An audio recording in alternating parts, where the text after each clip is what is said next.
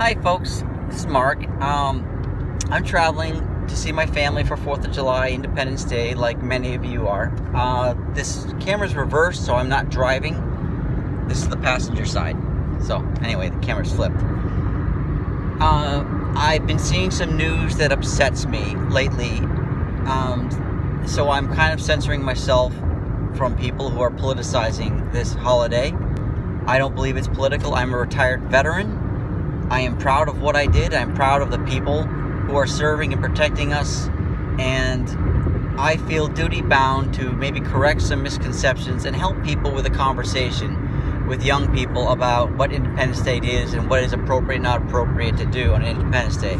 Specifically, what triggered this is a slew of headlines on one news agency called CNN. It says Trump's 4th of July celebration. It's not Trump's 4th of July, it's your and my Independence Day celebration. And then an opinion in the CNN also read, Trump claims military is thrilled to participate in his 4th of July celebration. His. It's not his. It's mine. And I was thrilled as a veteran to be on the other side of that in a Navy ship in full dress, guns displayed, to participate in Independence Day and Fleet Week and other celebrations. I was very proud, and that's the idea of it. So it's true that the military is thrilled. The tank crews and the Abrams are thrilled to be on the Washington Mall celebrating this. They're not thrilled that people are pretending to be afraid of them, of their century. So let's go back to whether or not it's appropriate to be having military displays on Independence Day. Delegates of I'm going to go back to the 1776, the original one, when the colonies declared independence from Britain's Parliament, as well as King George himself. On July 3rd of 1776, as Congress revised Thomas Jefferson's draft, an excited John Adams took up his pen and he wrote to his wife Abigail. Here's the letter he wrote. The second day of July 1776 will be the most memorable epoch in history of America, Adams wrote. I am apt to believe that it will be celebrated by succeeding generations as a great anniversary festival. It ought to be solemnized with pomp and parade, with shoes, games, sports, guns, and bells, and bonfires, and illuminations from one end of this continent to the other, from this time forward, forevermore. Okay. On the 4th of July, we adopted the Declaration of Independence. On the following year, we actually put John Adams, a former president's holiday, into effect. So 1776, 4th of July, was celebrated in Philadelphia.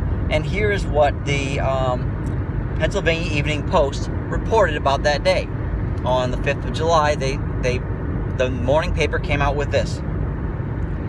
Yesterday, the 4th of July, being the anniversary of the independence of the United States of America, was celebrated in this city with demonstrations of joy and festivity.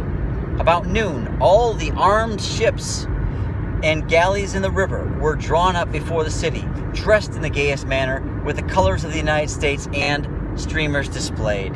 After each ship's cannon fired 13-gun salute representing the 13 colonies, the festivities continued, including an elegant dinner, a military demonstration, and a performance by a Hessian band.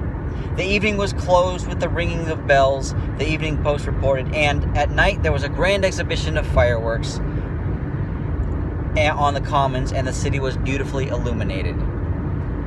Okay, John Adams defined this celebration. The first celebration involved fully armed and dressed military ships on the river of Philadelphia. They didn't have tanks, but if they did, the tanks would be out there too.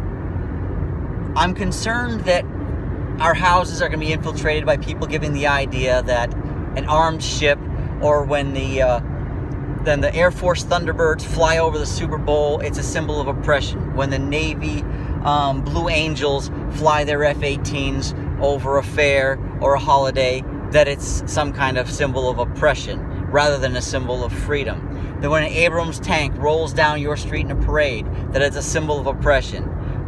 It's not a symbol of oppression. But there are politicians that we have elected that are trying to convince you that it is. I'm going to talk about the mayor of the city of D.C., District of Columbia, where this parade is happening. This is what he thinks about the tanks. Elected mayor. They were asked, what do you get out of these tanks in this display? He said, I don't think we get anything out of it.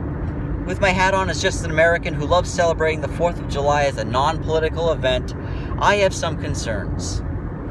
And I also have some concerns about a president not celebrating the military but glorifying military might.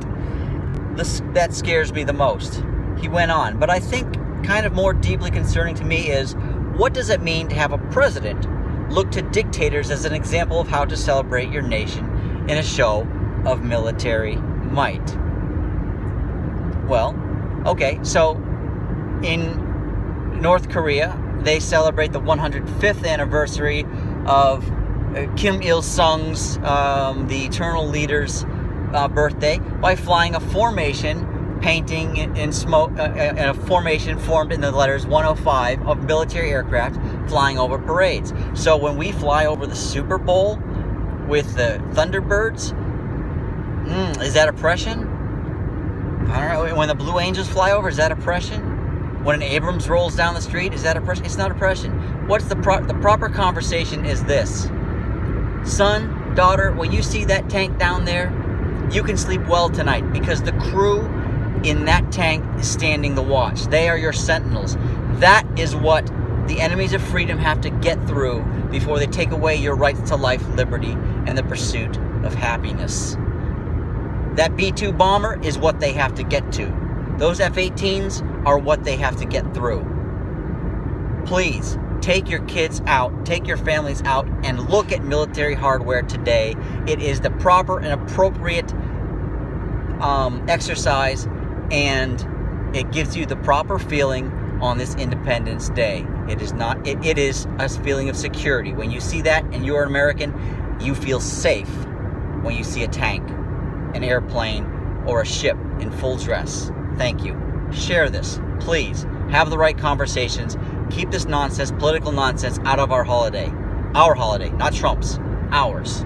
Thank you.